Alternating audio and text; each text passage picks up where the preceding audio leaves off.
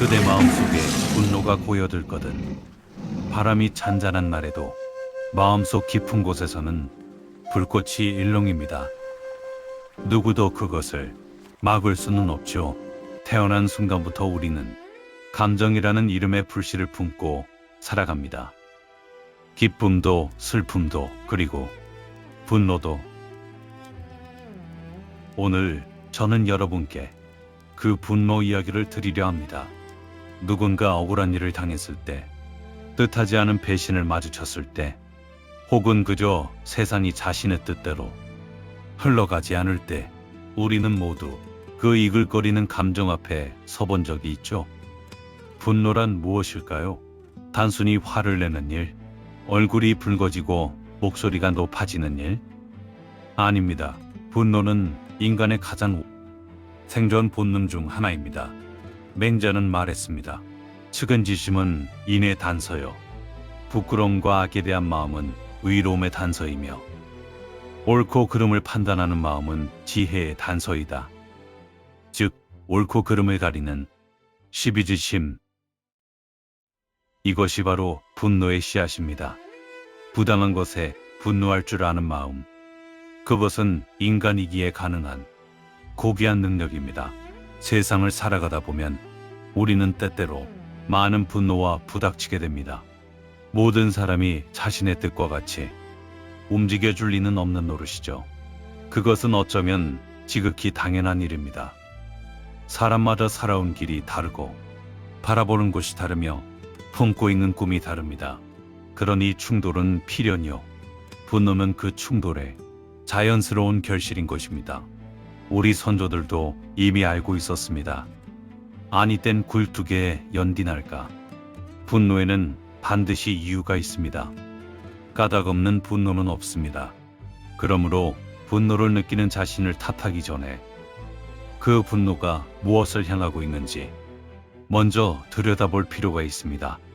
그러나 분노가 언제나 바른 편에 서 있는 것은 아닙니다. 분노는 불과 같습니다. 잘 다루면 음식을 익히고 추위를 녹이지만 손에서 놓쳐버리면 집을 태우고 숲을 삼킵니다. 조선의 대학자 율곡이인은 경몽요결에서 이렇게 경기했습니다. 분노를 참지 못하고 경솔하게 행동하면 반드시 후회할 일이 생긴다. 분노가 이성을 앞서는 순간 우리는 스스로 통제할 수 없는 강물 속으로 뛰어드는 것과 같죠. 옛말에도 있습니다. 참을 인자 셋이면 살인도 변한다. 이 한마디 속에 얼마나 깊은 삶의 지혜가 담겨 있는지요. 분노가 극에 달했을 때 인간은 돌이킬 수 없는 선택을 하기도 합니다. 역사 속에도 우리 주변의 삶 속에도 그 증거는 넘쳐납니다. 그러나 그렇다고 해서 그때마다 우리가 마음의 평정을 잃고 얼굴을 붉힌다면 아마 우린 숨막히는 세상을 살아가야 할 겁니다.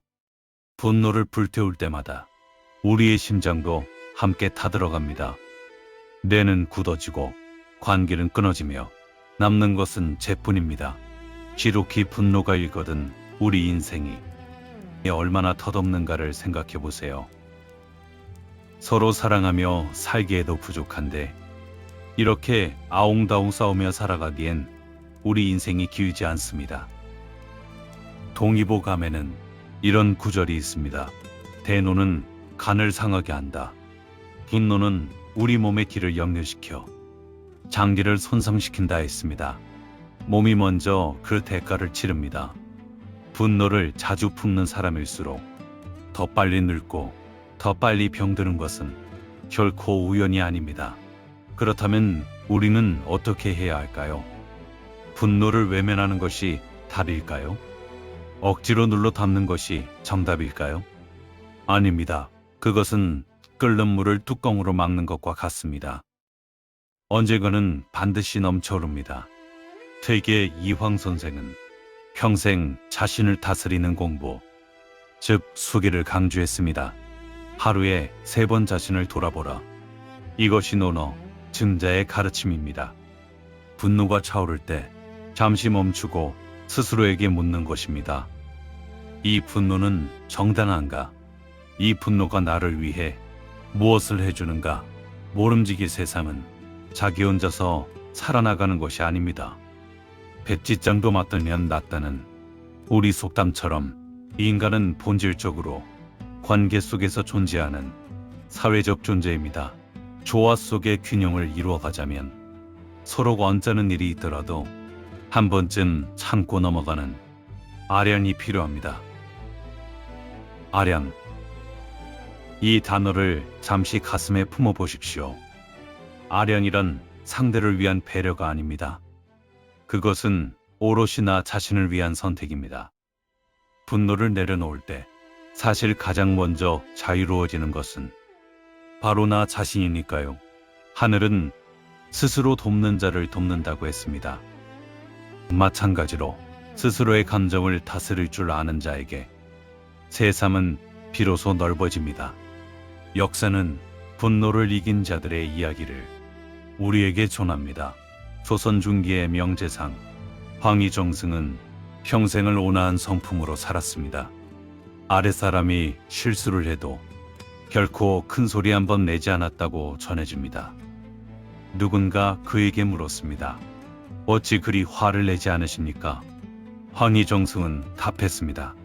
화를 낸다 해서 일이 나아지지 않는다면 화를 낼 까닭이 없지 않겠느냐.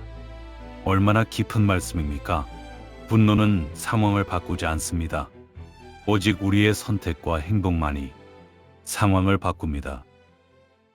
강한 자는 남을 이기는 자이고 진정으로 강한 자는 자기 자신을 이기는 자이다. 노자의 말입니다. 자신의 분노를 이기는 것, 그것이 인류가 수천 년에 걸쳐 추구해온 가장 어렵고 가장 위대한 싸움입니다. 그리고 그 싸움에서 이겨낸 인간의 얼굴에는 뭔가 말로 표현할 수 없는 품격이 깃들게 됩니다. 주름 하나하나에 삶의 깊이가 새겨지고 눈빛에는 폭풍을 지나온 자만이 가질 수 있는 고요함이 담기게 됩니다. 그대 마음속에 분노가 고여들거든 잠시 하던 일을 멈추십시오. 눈을 감고 숨을 고르십시오. 그리고 이 분노가 어디에서 왔는지 조용히 물어보십시오. 병 주고 약 준다는 속담처럼 세상은 우리에게 상처를 주기도 하고 치유를 주기도 합니다. 그 모든 것이 삶입니다. 피할 수 없다면 받아들이십시오. 그리고 그 분노를 연료 삼아 더 나은 길로 나아가십시오. 넘어지면 넘어진 자리에서 일어나면 된다고 했습니다. 분노에 휩쓸려도 됩니다. 단 그 안에서 길을 잃지 않으면 됩니다. 사람은 누구나 실수를 합니다. 사람은 누구나 상처를 줍니다. 그것이 나 자신이기도 하고 당신이기도 하고 우리 모두이기도 합니다. 그러므로 분노 앞에서 우리는 서로에게 조금 더 관대해질 필요가 있습니다. 관대함은 약함이 아닙니다. 관대함은 자신이 얼마나 단단한지 아는 자만이 선택할 수 있는 강함입니다. 그것은 완벽한 고유가 아닙니다. 폭풍이 지나가고 나서도 뿌리를 굳건히 지킨 나무처럼 분노의 시간을 지나고 나서도 여전히 서 있는 인간, 그것이 바로 우리가 함께 살아가는 세상에서 추구해야 할 모습입니다. 세상은 결코 내 뜻대로만 돌아가지 않습니다. 그러나 내 마음만큼은 내가 선택할 수 있습니다. 분노를 품을지 아량을 품을지 그 선택이 결국 당신이 살아가는 세상을 만들어갑니다. 가는 말이 고와야 오는 말이 곱다는 우리 선조들의 지혜처럼 먼저 손을 내밀어 보십시오. 먼저 내려놓아 보십시오. 그 작은 용기가, 그 조용한 아량이 언젠가는 반드시 당신에게 더 큰 평화로 되돌아올 것입니다. 그대 마음속에 분노가 고여들거든 기억하십시오. 불꽃은 잠시 이글거리다 사그라들지만 따뜻함은 오래도록 마음에 남습니다. 또 오늘 하루도 그 따뜻함을 선택하는 하루가 되시길 바랍니다. 감사합니다. 구독과 좋아요는 제게 따뜻함입니다.